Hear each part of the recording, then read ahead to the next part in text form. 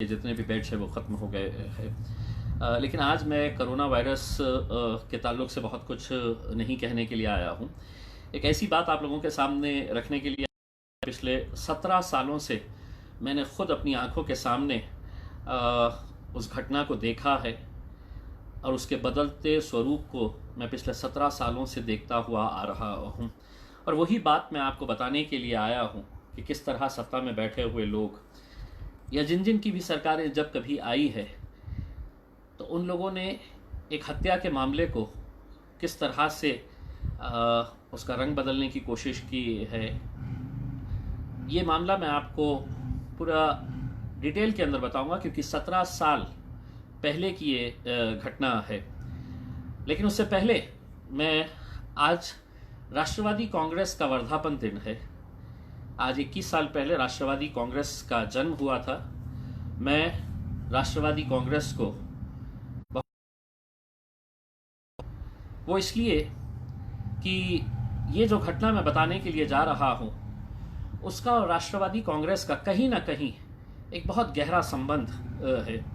और जब आप ये पूरी बातें जब आपको मैं बता दूंगा तो आप खुद मानेंगे कि मैं इसके अंदर कोई राजनीति नहीं करना चाहता हूँ।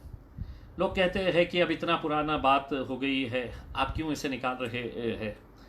सवाल ये है कि एक माँ की तड़प अपने बच्चे के कातिलों को सज़ा दिलाने के लिए पिछले 17 सालों से वो माँ लड़ रही है सरकार के ख़िलाफ़, अदालतों के चक्कर काट रही है। और जब 2 दिन पहले एक ऐसा फ़ैसला आता है जो पूरी न्याय प्रणाली के ऊपर एक सवालिया निशान खड़ा कर देता है, पूरा जुडिशियल सिस्टम का एक मजाक उड़ा कर रख देता है। It's like making a mockery of a judicial system. हमारे पुलिस डिपार्टमेंट के ऊपर एक सवालिया निशान खड़ा कर देता है। तो ऐसे मौके के ऊपर आपके पास 2 ही उपाय है, या तो खामोश बैठे रहो और देखते रहो क्या चल रहा है, या कम से कम आवाज़ तो उठाओ। मैं समझता हूँ मैं उन लोगों में से नहीं हूँ जो खामोश बैठूँगा, मैं आवाज़ ज़रूर उठाऊंगा। इसीलिए आज का जब मैं ये फेसबुक पेज के लिए मैंने आज ये डिक्लेयर किया कि 8 बजे मैं यहाँ पर आऊँगा, तो मैंने महाराष्ट्र के कांग्रेस के, राष्ट्रवादी कांग्रेस के, सो कॉल्ड सेक्युलर पार्टीज़ के लीडर्स को भी कहा कि आप में शायद बोलने की हिम्मत नहीं हो सकती है अपने नेताओं के, अपने पार्टी के ख़िलाफ़, लेकिन कम से कम सुनिए आप, और हकीकत सुनने के बाद आप खुद फैसला करिए कि कौन सही है कौन गलत। दोस्तों, मैं आपको बताऊं कि दिसंबर 2002 2 दिसंबर 2002 को मुंबई के घाटकोपर में एक बॉम्ब ब्लास्ट हुआ था। उस बॉम्ब ब्लास्ट के अंदर 2 लोगों की जान गई थी, आतंकी हमला था। उसके बाद 23 दिसंबर को, यानी कि उसी महीने के 20-21 दिन के बाद, पुलिस ने एक ख्वाजा यूनुस नाम के एक सॉफ्टवेयर इंजीनियर, 27 साल जिसकी उम्र थी, जो मराठवाड़ा के परभनी से ताल्लुक़ रखता था, उसको पुलिस वालों ने उठाया और कहा कि यह आतंकी है, इसका कहीं ना कहीं हाथ है इस घाटकोपर के ब्लास्ट के अंदर। पुलिस के पास उस वक्त क्या था पता नहीं, लेकिन जो लोग ख्वाजा यूनुस को जानते थे और जो इस ब्लास्ट के अंदर जिन जिन लोगों को अरेस्ट किया गया था, तो ये एक सॉफ्टवेयर इंजीनियर था, एक डॉक्टर था, कई सारे प्रोफेशनल्स थे। यानी कि उस वक्त एक ऐसी साजिश रची जा रही थी कि पहले कहीं पर भी कुछ होता तो किसी झोपड़पट्टी में जाते और किसी गुंडे मवाली लड़कों को उठाकर उन्हें आतंक के मामले के अंदर डाल दिया जाता था। लेकिन हमने देखा कि जब मालेगांव का ब्लास्ट हुआ था तो मालेगांव के ब्लास्ट के अंदर कितने सारे प्रोफेशनल्स को अरेस्ट किया गया था। उसमें भी बहुत पढ़े लिखे लड़के थे, उसमें भी डॉक्टर्स थे, इंजीनियर्स थे, MBA पास आउट थे। हुआ ये कि उस वक्त भी कई सवाल उठाए गए थे कि ये लोगों को ज़बरदस्ती अंदर डाला गया। हमने खुद ने सवाल उठाए थे, उस वक्त मैं पत्रकार था और मैं भी जानता था कि ये लोगों को ज़बरदस्ती उठाया गया। और हकीकत वही हुआ कि आखिर में 8 साल जेल में काटने के बाद मालेगांव के वो 8-9 लड़कों को अदालत ने बाइज्जत बरी किया, रिहा हो गए। ये जो मामला था ख्वाजा यूनुस का, जब 23 तारीख के दिन इसे अरेस्ट किया गया, अरेस्ट करने के बाद इसके साथ और भी लड़कों को गिरफ्तार किया गया था। घाटकोपर पुलिस स्टेशन में इन्हें लेकर आया गया और घाटकोपर पुलिस स्टेशन के अंदर इन्हें 3rd डिग्री टॉर्चर किया गया था। 3rd डिग्री टॉर्चर मतलब इस तरह से इन्हें मारा गया था। ख्वाजा यूनुस का जब टॉर्चर किया जा रहा था, ख्वाजा यूनुस को जब मारा जा रहा था पुलिस वालों की तरफ से, तो उसी के बाजू के जो एक हॉल था जिसके बीच में सिर्फ एक कागज़ का, एक खिड़की के ऊपर एक कागज़ लगा हुआ था, यानी कि जब किसी को टॉर्चर किया जा रहा था तो बाजू के कमरे में पूरी आवाज़ें आ रही थी, और उस बाजू के कमरे में एक डॉक्टर था जिसे इस केस के अंदर अरेस्ट किया गया था। वो खुद सुन रहा था कि किस तरह से इसे मारा पीटा जा रहा था, और इतना मारा गया था उसे, ख्वाजा यूनुस को, कि उसने खून की ख़ै कर दी थी, खून की वॉमिटिंग उससे हो गई थी, और उसी दौरान उसकी मौत हो गई। उसकी मौत होने के बाद ये हुआ कि 23 जनवरी यानी कि तकरीबन 1 महीने के बाद अब ये मामले को किस तरह से रफा दफा करना है। हत्या तो हो गई है, उसकी बॉडी, अगर ख्वाजा यूनुस जिंदा है तो कहाँ है, और अगर मर गया है तो आज तक उसकी बॉडी अभी तक नहीं मिली है। स्वाभाविक है कि उसकी माँ ने, उसके पिताजी ने, उसके वालिद ने अदालत के अंदर एक अपील दायर की और ये कहा कि हमारा बेटा डिसअपियर हो गया है, हमें इसकी इंक्वायरी करने की इजाज़त दी जाए, पुलिस को हिदायत की जाए। 23 जनवरी 2003 को घाटकोपर पुलिस स्टेशन के एक एनकाउंटर स्पेशलिस्ट थे सचिन वजे, उस वक्त वो एपीआई थे और उनके साथ कुछ पुलिस वाले थे। उन्होंने ये बताया मीडिया के अंदर, मुझे याद है अच्छी तरह से कि मीडिया के अंदर ये खबर आई, हम लोगों को ये बताया गया कि एक बॉम्ब ब्लास्ट के आरोपी को मुंबई से औरंगाबाद लाते हुए और यहाँ से उसे परभनी ले जाने वाले थे, रास्ते में उसने हथकड़ी खोलकर वो फरार हो गया। पुलिस वालों ने बताया कि हमने अहमदनगर के पास, पारनेर के पास जब गाड़ी रोकी और हम लोग पेशाब करने के लिए नीचे उतरे, हम लोग 3-4 पुलिस वाले थे, तो ये जो ख्वाजा यूनुस है, जिसे ये बताया जाता है कि उसके हाथ में हथकड़ी थी और जिस जीप के अंदर वो जा रहा था तो वो हथकड़ी का एक हिस्सा जो है वो जीप के रॉड को लॉक किया गया था, यानी कि ख्वाजा यूनुस इस तरह से उसके हाथ को हथकड़ी लगी हुई थी और वो जीप के अंदर बैठा हुआ था। पुलिस वालों का कहना है कि हम थोड़ी देर के लिए बाहर क्या उतरे, इसने है तो हथकड़ी खोली और ये फरार हो गया। दरअसल ये एक मनगढ़ंत कहानी थी, इसलिए ये कहानी थी कि क्योंकि ख्वाजा यूनुस का पहले ही मार दिया गया था। अब पुलिस को कहीं ना कहीं ये बताना था कि अभी हमने इसका क्या किए, तो ये फ़रार हो गया। उसके बाद उसके माँ बाप ने कोर्ट के अंदर ये किया कि इसकी इंक्वायरी करवाई जाए, सीआईडी के ज़रिए इंक्वायरी करवाने की उन्होंने अपील की।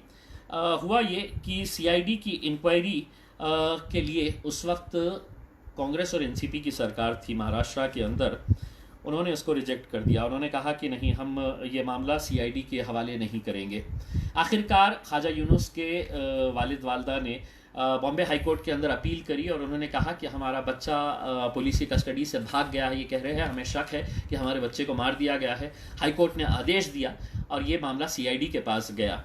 अब देखिए, सीआईडी ने इतने अच्छे तरीके से इसका पूरा इन्वेस्टिगेशन किया। मैं सलाम करता हूँ सीआईडी के उन ऑफिसर्स का जिन्होंने पूरे तह तक जाकर इस केस की छानबीन की, और इस छानबीन के दौरान उन्होंने ये बताया अपनी रिपोर्ट के अंदर कि ख्वाजा यूनुस की हत्या कर दी गई, और उन्होंने 14 पुलिस वालों के नाम लिया कि ये 14 पुलिस वाले इस हत्या के अंदर शामिल है और ये 14 के ऊपर मर्डर का केस चलाना चाहिए करके।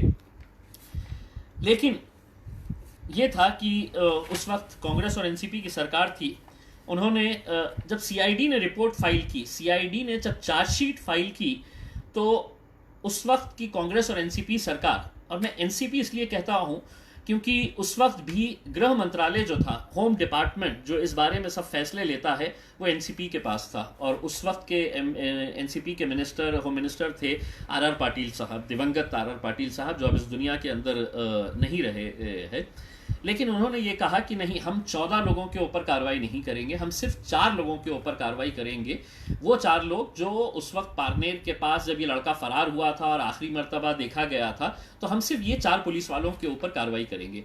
यानी कि जिस पुलिस डिपार्टमेंट के जरिए आपने इंक्वायरी करवाए और उस इंक्वायरी की रिपोर्ट के अंदर यह आता है कि 14 पुलिस वाले इसके अंदर दोषी है, तो सरकार कहती है, सरकार नहीं, माफ करिएगा, एनसीपी कहती है, एनसीपी के नेता कहते हैं कि नहीं, हम सिर्फ 4 ही पुलिस वालों के ऊपर कार्रवाई करेंगे। हुआ वैसा ही, 4 ही लोगों के ऊपर ये केस चला और चार्जशीट सबमिट की गई। और उस चार्जशीट के अंदर ये था कि मर्डर का, यानी कि हत्या का मामला रजिस्टर किया गया, जिसके अंदर सचिन वजे जो उस वक्त के एपीआई थे उनके ऊपर और 3 उनके साथ अलग कांस्टेबल्स थे, इन लोगों के ऊपर मर्डर का case, criminal conspiracy and destruction of evidence, यानी कि सबूत मिटाने का, और क्रिमिनल कॉन्स्पिरेसी, इस हत्या की पूरी साजिश रचने का पूरा केस इनका रजिस्टर हुआ। सीआईडी ने चार्जशीट कोर्ट के अंदर दाखिल की। सीआईडी मतलब ये होता है कि ये किसी प्राइवेट इंडिविजुअल ने नहीं किया है। सीआईडी का मतलब ये है कि सरकार ने खुद माना कि ये हत्या है, ये हत्या के अंदर एक क्रिमिनल कॉन्स्पिरेसी की गई है और इसके साथ ये एविडेंस को वाइप करने के लिए पूरा एविडेंस खत्म कर दिया गया है, डिस्ट्रॉय कर दिया गया है।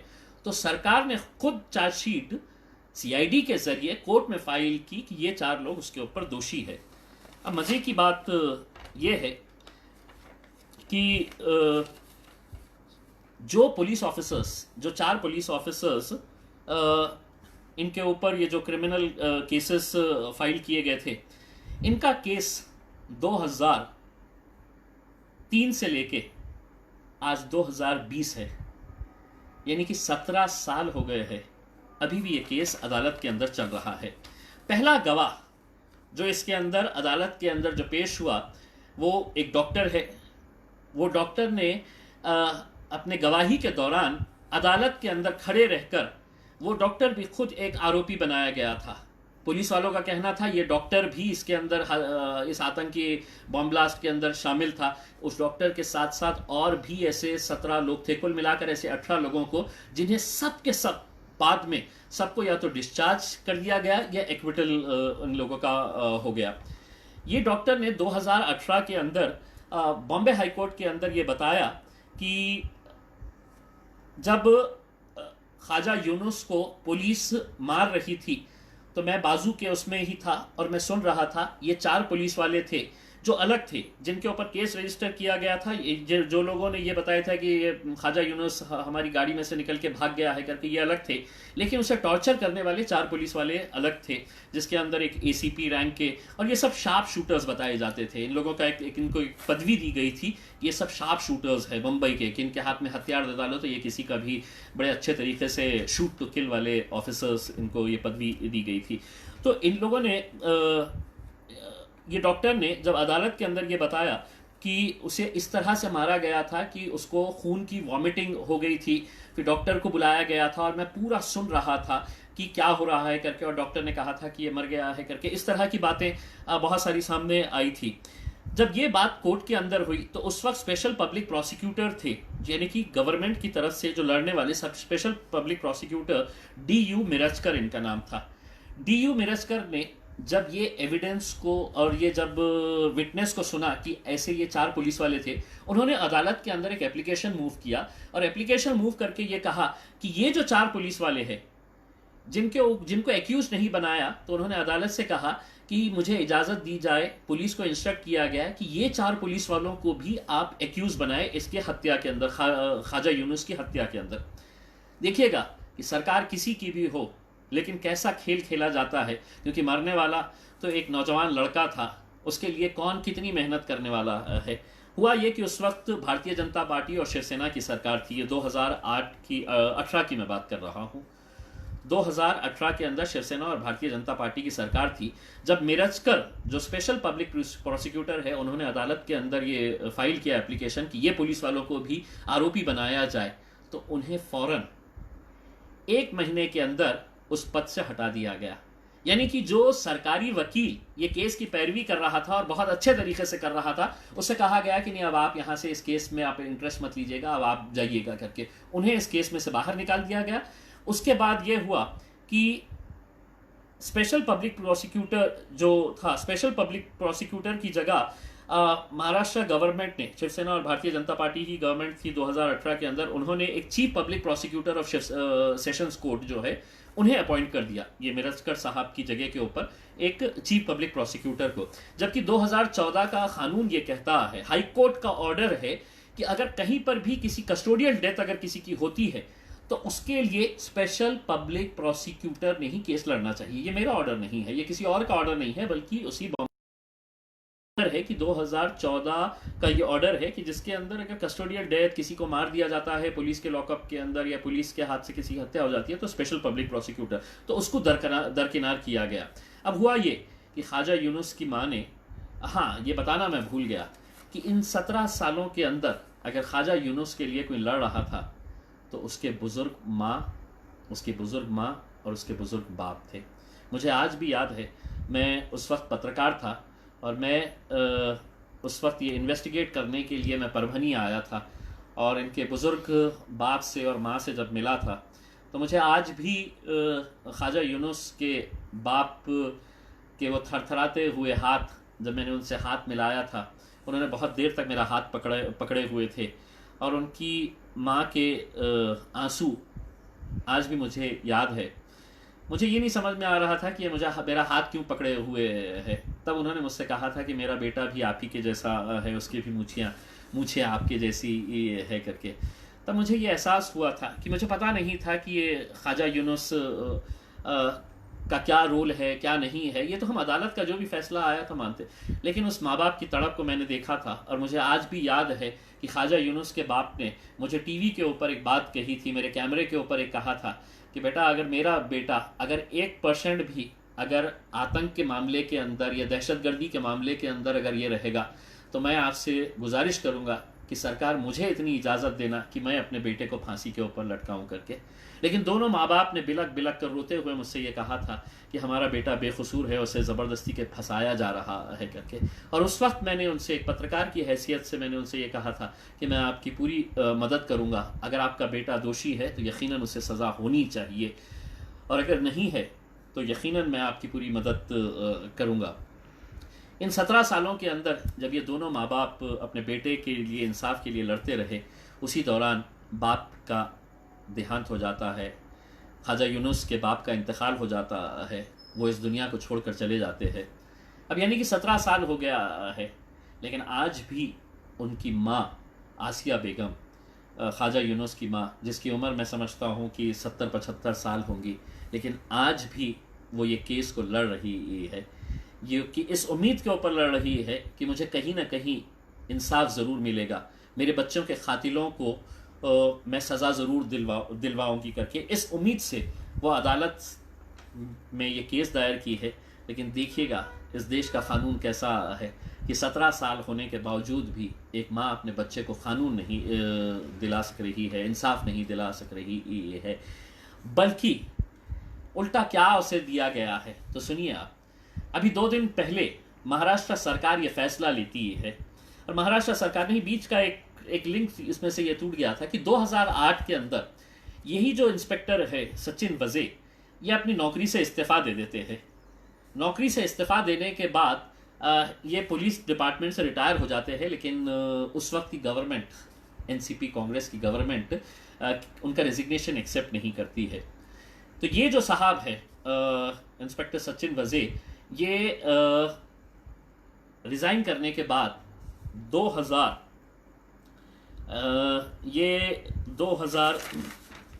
शिवसेना को ज्वाइन कर लेते हैं। ये शिवसेना में ज्वाइन कर लेते हैं, और ऐसे वक्त में ज्वाइन करते हैं जब उद्धव ठाकरे साहब वहाँ पर उनकी पहली रैली मुंबई की जब होती है, सचिन वजे साहब शिवसेना ज्वाइन करते हैं 2008 के अंदर।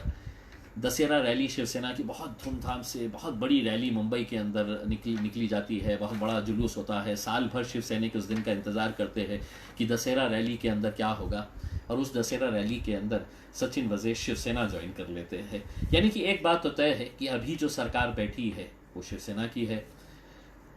मारा जिस वक्त गया था उस वक्त एनसीपी और कांग्रेस की सरकार थी। तो कहीं ना कहीं किसी ना किसी का रोल ज़रूर है इस 17 साल पुराने केस के अंदर। अब हुआ ये है कि 2 दिन पहले सरकार ये फैसला करती है कि ये जितने भी 4 पुलिस वाले हैं, ये चारों पुलिस वालों को दोबारा नौकरी के ऊपर रखा जाए, और ये चारों के चारों पुलिस वाले अब मुंबई पुलिस के अंदर दोबारा ज्वाइन हो गए हैं। 2 दिन पहले ही इन्हें अपना पत्र दे दिया गया है, ये ड्यूटी ज्वाइन भी कर लिए है। अब आप सोचिएगा कि जिनके ऊपर हत्या का मामला है, जिनके ऊपर उन्हीं के डिपार्टमेंट की सीआईडी रिपोर्ट कहती है कि ये लोग मर्डर में इन्वॉल्व है, क्रिमिनल कॉन्स्पिरेसी है, और इनके ऊपर एविडेंस को नष्ट करने का आरोप है, वही सरकार इन्हें दोबारा पुलिस डिपार्टमेंट के अंदर शामिल कर लेती है। आप सोचिएगा कि उस माँ के ऊपर क्या बीत रही होगी, जो माँ 17 सालों से इंतज़ार कर रही थी कि मैं अपने बच्चे के कातिलों को मैं सज़ा दिलवाऊंगी, और उन्हें ये फ़ैसला। अब सवाल यही है कि 2003 में जब इसकी हत्या हुई थी, उस वक्त आर पाटिल साहब थे राष्ट्रवादी कांग्रेस के, और इस बार जब ये फ़ैसला लिया गया है तो भी राष्ट्रवादी कांग्रेस के पास ही गृह मंत्रालय है, होम डिपार्टमेंट है, अनिल देशमुख साहब है, बहुत अच्छे आदमी है। उन्होंने ये फ़ैसला लिया है कि अब हम ये पुलिस डिपार्टमेंट के अंदर ये चारों पुलिस वालों को हम नौकरी के ऊपर रख लेंगे करके। मेरा यही सवाल है कि क्या देश में क़ानून इस तरह से चलेगा? एक इंसान की परभनी के एक छोटे से घर में रहने वाला एक सॉफ्टवेयर इंजीनियर, जिसके बहुत सारे ख्वाब थे, जिसके माँ बाप ने इतनी मेहनतों के साथ उसको पढ़ाया लिखाया था, 17 साल तक वो एक इंसाफ की गुहार लगा रहे हैं।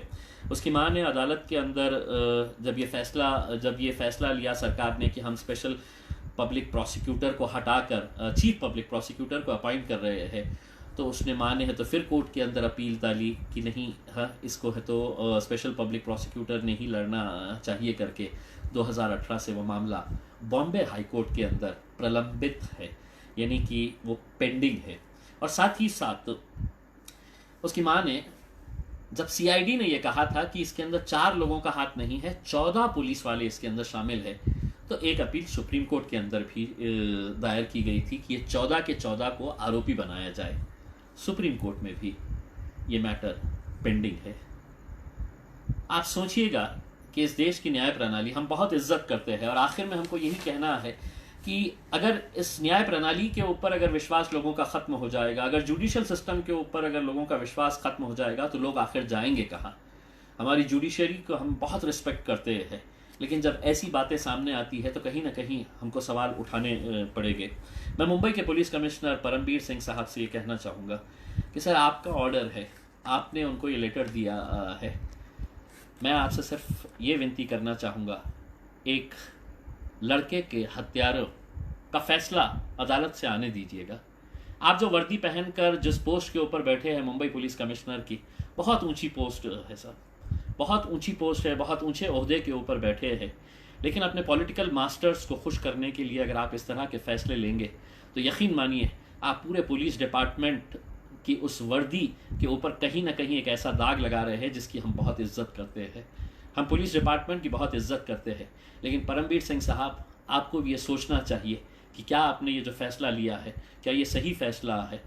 अगर आप इस तरह के अगर फ़ैसले लेंगे तो लोग इंसाफ के लिए जाएंगे कहाँ? आप तो मुंबई पुलिस कमिश्नर के सबसे बड़े सुप्रीम बॉस है।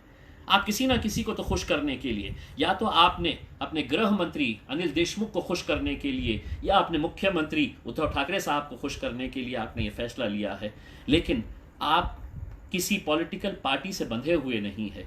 आपको you will have to go by the rule book, और रूल बुक यही कहता है जो सही है आपको उसके साथ खड़े रहना पड़ेगा। मैं तमाम लोगों से यही अपील करना चाहूँगा कि बहुत सारे लोगों ने मुझसे ये कहा, जब मैंने ये कहा कि मैं आज 8 बजे एक अलग मामले के अंदर सामने आने वाला हूँ, कि आप क्यों इस बारे में कह रहे हैं। कुछ लोगों ने कहा कि भाई कोरोना के बारे में कहो, इतने सारे लोग मर रहे हैं। मैं मानता हूँ कि कोरोना उतना ही गंभीर विषय है, उसके बारे में भी चर्चा होनी और हम चर्चा करते रहते हैं, लेकिन इस बारे में बात कौन करेगा? क्यों खामोश बैठे हैं वो लोग? क्यों आवाज़ नहीं उठा रहे हैं वो लोग जो मुसलमानों के वोट तो चाहते हैं? कांग्रेस और एनसीपी के वो लोग जो अपने आकाओं के पीछे है, सिर्फ एक छोटे से ओहदे के लिए, एक छोटी सी पोस्ट के लिए क्यों अपने नेताओं से ये सवाल नहीं कर रहे हैं कि साहब आपने ये जो फैसला लिया है क्या ये सही है, क्या ये गलत है? जिस दिन आप सवाल करना शुरू करेंगे तो यकीन मानो इस तरह की घटनाओं के ऊपर हम रोक लगा सकते हैं। वरना ख्वाजा यूनुस की बारी कल थी, आने वाले कल के अंदर हो सकता है कि किसी और की बारी भी आ जाए। अगर आज आप उसके लिए खामोश है तो हो सकता है कि कल जब आपकी बारी आएगी या जब मेरी बारी आएगी तब भी बहुत सारे लोगों को खामोश रहना पड़ेगा, ये कह के हुए कि नहीं जब वो हुआ था तो मैं खामोश था, आज मेरी बारी आई तो वो भी खामोश है। बस यही कहना चाहूँगा कि इस मुल्क के अंदर इंसाफ है, अगर क़ानून है तो वो क़ानून दिख कर भी आना चाहिए। हम देख रहे हैं कि दिल्ली के अंदर आज क्या हो रहा है। महज सिर्फ आंदोलन करने के लिए एक प्रेग्नेंट लड़की को जेल के अंदर बंद कर दिया जाता है, कोर्ट उसे बेल नहीं देती है। कहीं ना कहीं हम कुछ ना कुछ गलत कर रहे हैं और यही गलत बात मैं आपके सामने लाने के लिए आज यहाँ पर हाजिर हुआ हूँ। मैं आप लोगों से अपील करना चाहूँगा कि इसको, जितनी भी बातें मैंने आपसे कही है, इसको राजनीति के चश्मे से मत देखिएगा। एक इंसान जो आपका भी बेटा हो सकता है, जो आपका भी भाई हो सकता है। मुझे मालूम है कि बहुत सारे सोशल मीडिया के ऊपर मुझे ट्रोल किया जाएगा, मुझे ये बताया जाएगा कि नहीं आप इसको क्यों बोल रहे हैं। मैं इसलिए कह रहा हूँ कि जिसकी सत्ता है उसको जवाबदारी बनती है, और वही सत्ता की जवाबदारी मैं लोगों को याद दिलाने के लिए यहाँ पर आया हूँ। उम्मीद करता हूँ ये केस के ऊपर जल्द से जल्द फैसला आएगा और इंसाफ ख्वाजा यूनुस की माँ को ज़रूर मिलेगा। वो माँ जो इस इंतज़ार में पिछले 17 साल से बैठी हुई है कि इस देश की न्याय प्रणाली के ऊपर मुझे पूरा विश्वास है और मुझे यकीन है कि एक ना एक दिन मुझे इंसाफ ज़रूर मिलेगा।